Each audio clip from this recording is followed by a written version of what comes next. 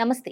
TDP ఆవిర్భావం నుంచి కేవలం రెండు సార్లు గెలిచిన నియోజకవర్గం పొట్టి శ్రీరాములు నెల్లూరు జిల్లాలోని ఆత్మకూరు. పెన్నా నదీ తీరంలో ఉండే ఈ నియోజకవర్గం పరిధిలో ఆత్మకూరు, చేజర్ల, అనుమసముద్రంపేట, బుచ్చిరెడ్డిపాలెం, మర్రిపాడు, అనంతసాగరం మండలాలు ఉన్నాయి. కులాల వారీగా చూస్తే రెడ్ల సంఖ్య ఎక్కువ. ఆ తర్వాతి స్థానాల్లో కమ్మ, మాల, ముస్లిం, యాదవ ఓటర్లు కనిపిస్తారు. మాదిగ, యానాది ఓటర్ల సంఖ్య కూడా ఆత్మకూరులో ఎక్కువే. రాజకీయంగా రెడ్లు, కమ్మ కులస్తులు పోటీ పడుతూ ఉంటారు. రాజకీయ ఆధిపత్యం కోసం రెండు ప్రధాన కులాలు ముఖాముఖిగా తలపడే కొన్ని నియోజకవర్గాల్లో ఆత్మకూరు కూడా ఒకటి. 1952లో నియోజకవర్గంగా ఏర్పడ్డ ఆత్మకూరులో 16 సార్లు ఎన్నికలు జరిగాయి. కాంగ్రెస్ 9 సార్లు, టీడీపీ, వైసీపీ 2 సార్లు గెలిచాయి. ఇండిపెండెంట్లు 2 సార్లు, ఒకసారి స్వతంత్ర పార్టీ ఇక్కడి నుంచి గెలిచాయి. గెలిచిన ఎమ్మెల్యేల్లో 11 మంది రెడ్లే. అందులో ఆనం కుటుంబ సభ్యులు 4 ఎన్నికల్లో విజయం సాధించారు. ఆనం సంజీవరెడ్డి 2 సార్లు, ఆనం వెంకటరెడ్డి ఒకసారి, ఆనం రామనారాయణ రెడ్డి ఒకసారి ఆత్మకూరు నుంచి ఎమ్మెల్యేలుగా ఎన్నికయ్యారు. ఆనం రామనారాయణ రెడ్డి ఆత్మకూరు నుంచే కాదు, రాపూరు, నెల్లూరు, వెంకటగిరి నుంచి కూడా ఏపీ అసెంబ్లీకి 6 సార్లు ఎన్నికయ్యారు. ఆయన తండ్రి ఆనం వెంకటరెడ్డి, సోదరుడు ఆనం వివేకానంద రెడ్డి కూడా ఎమ్మెల్యేలుగా గెలిచారు.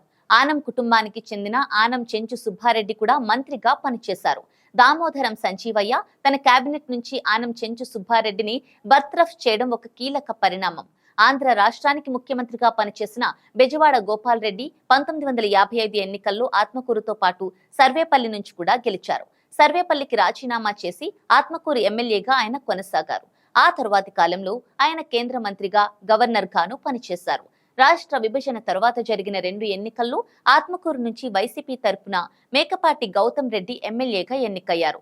జగన్ కేబినెట్ లో ఆయన మంత్రిగాను వ్యవహరించారు. హఠాత్తుగా ఆయన మరణించడంతో ఇక్కడ జరిగిన ఉప ఎన్నికల్లో ఆయన సోదరుడు విక్రమ్ రెడ్డి ఎమ్మెల్యేగా ఎన్నికయ్యారు. ప్రస్తుత వైసీపీ ఎమ్మెల్యే మేకపాటి విక్రమ్ రెడ్డి రెండోసారి కూడా గెలిచి తీరాలని ఫుల్ గా గ్రౌండ్ వర్క్ చేస్తున్నారు. అభ్యర్థి విషయంలో వ్యూహాత్మకంగా వ్యవహరించిన టీడీపీ మాజీ మంత్రి వెంకటగిరి సిట్టింగ్ ఎమ్మెల్యే ఆనం రామనారాయణ రెడ్డిని బరిలోకి దించింది.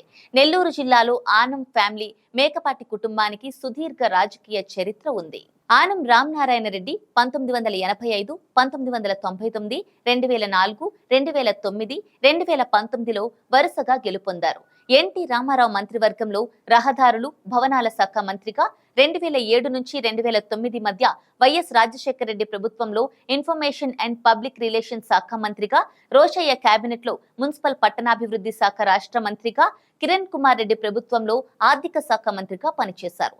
టీడీపీ నుండి రాజకీయ ప్రస్థానం మొదలుపెట్టిన ఆనం 1991లో కాంగ్రెస్ లో చేరి ఉన్నత పదవులు పొందారు. తర్వాత 2018లో వైసీపీలో చేరి 2019 ఎన్నికల్లో వెంకటగిరి నియోజకవర్గం నుంచి గెలిచారు. ఇప్పుడు ఆ పార్టీని వీడి టీడీపీలోకి తిరిగి వచ్చారు.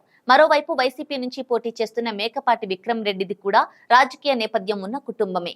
ఆయన తండ్రి మేకపాటి రాజమోహన్ రెడ్డి, ఆయన బాబాయ్ మేకపాటి చంద్రశేఖర్ రెడ్డి, ఆయన సోదరుడు మేకపాటి గౌతమ్ రెడ్డి రాజకీయాల్లో కొనసాగారు. 2014, 2019లో ఆత్మకూరు నుంచి మేకపాటి గౌతమ్ రెడ్డి వైసీపీ నుంచి విజయం సాధించారు.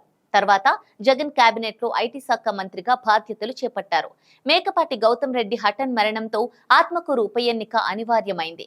2022లో జరిగిన ఈ ఉప ఎన్నికల్లో టీడీపీ పోటీ నుంచి తప్పుకోగా, వైసీపీ నుంచి మేకపాటి గౌతమ్ రెడ్డి సోదరుడు మేకపాటి విక్రమ్ రెడ్డి, బీజేపీ నుంచి జి భరత్ కుమార్ యాదవ్ పోటీ పడ్డారు. వైసీపీ అభ్యర్థి మేకపాటి విక్రమ్ రెడ్డి గెలుపొందారు.